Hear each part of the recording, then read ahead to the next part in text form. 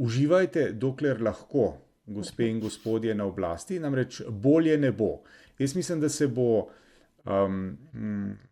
bo pritisk na nje se bo stopnjeval, to je evidentno, z namenom, da tudi tisto, kar bi morda pogojno lahko pripeljali še kakšen korak dlje v uresničevanju volilnih zavez, tega ne bodo mogli, zaradi tega, ker se bodo morali ukvarjati z odgovarjanji na interpelacijo, z vprašanji, kater zakon še umakniti, zato da ne fašejo novega referenduma in tako naprej in tako naprej.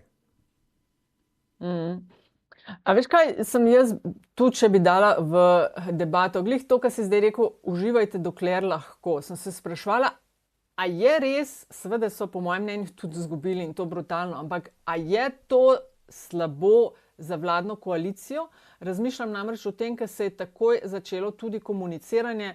Lejte, kaj boste dobili, če zapustite naš tabor. V smislu, a so dovolj hiter dobili streznitveni napitek. Ne vem, to sem razmišljala. No. A je mogoče to bilo res slabo, ker če bi pa zmagali za tiste, ki navijajo za vladno stran in stranke, ki so del te koalicije, a veš, da bi jih pa mogoče malo uspavali. Zdaj so pa videli, fuck, ne? Vrak odnjo šalu. Vrak odnjo šalu. Ne, Aljaž. No. Kar izvoli, Aljaž. Ja in ne. Definitivno se je začelo obdobje taktiziranja in mislim, da moramo umik oziroma uradno stališče je začasni umik, prestavitev na junijsko parlamentarno sejo. Moramo gledati v tem kontekstu, ker